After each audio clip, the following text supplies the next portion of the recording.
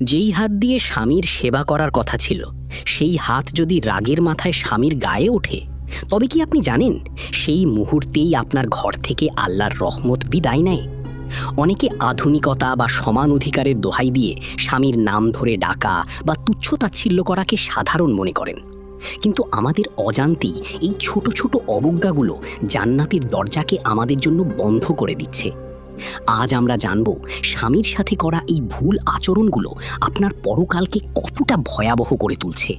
আমাদের সমাজে এখন অহরহ দেখা যায়, সামান্য ঝগড়া হলেই স্ত্রী স্বামীর গায়ে হাত তুলছেন বা সবার সামনে নাম ধরে ডেকে অপমান করছেন।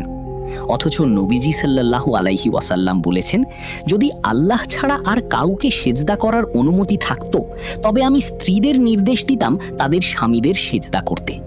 এর মানে এই নয় যে স্বামী কোনো অত্যাচার করার লাইসেন্স পেয়ে গেছেন, বরং এটি দিয়ে সম্পর্কের গভীরতা এবং সম্মানের স্তর বোঝানো হয়েছে।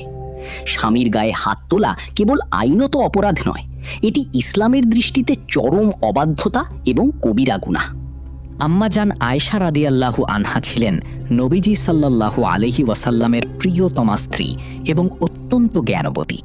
তিনি কখনোই নবীজির সাথে উচ্চ স্বরে কথা বলতেন না বা অসম্মানজনক আচরণ করতেন না। সাহাবায়ে কিরাম রাদিয়াল্লাহু আনহুমের ঘরের মহিলারা স্বামীদের এতটাই সম্মান করতেন যে তারা নাম ধরে ডাকা তো দূরের কথা, কথা বলার সময়ও এক ধরনের বিনয় বজায় রাখতেন। আমাদের সংস্কৃতিতে স্বামীকে নাম ধরে ডাকাটা অভদ্রতা হিসাবে দেখা হয়, আর ইসলামে একে আদব বা শিষ্টাচারের পরিপন্থী বলা হয়েছে।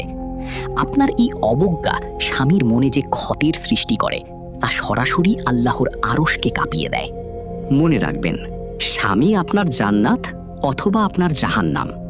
স্বামীর মনে কষ্ট দিয়ে কোনো নারী কখনোই জান্নাতের ঘ্রাণও পাবে না। রাগের মাথায় গায়ে হাত তোলা কিংবা নাম ধরে ব্যঙ্গ করা আপনার সাময়িক বিজয় হতে পারে, কিন্তু এর ফলে আপনার সন্তানেরা যা শিখছে তা ভবিষ্যতে আপনার জন্যই কাল হয়ে দাঁড়াবে। যে সংসারে সম্মান থাকে না, সেখানে বরকত থাকে না। যদি আপনি আগে এমন ভুল করে থাকেন, তবে আজই স্বামীর কাছে ক্ষমা চান এবং আল্লাহর কাছে তওবা করুন। মানুষের অধিকার বা হক্কুল ইবাদত নষ্ট করলে আল্লাহ কখনোই ক্ষমা করেন না, যতক্ষণ না সেই ব্যক্তি ক্ষমা করে। সংসার হলো ভালোবাসার জায়গা, জেদ দেখানোর জায়গা নয়। নিজের ঘরকে জান্নাত বানাতে হলে একে অপরের প্রতি সম্মান ফিরিয়ে আনুন। ভিডিওটি সেই সব বোনদের সাথে শেয়ার করুন যারা হয়তো রাগের বশে ভুল পথে হাঁটছেন। আপনার একটি শেয়ার হয়তো একটি ভাঙা সংসারকে জোড়া লাগিয়ে দিতে পারে। আল্লাহ আমাদের মা বোনদের সঠিক বুঝ দান করুন। আল্লাহ হাফেজ।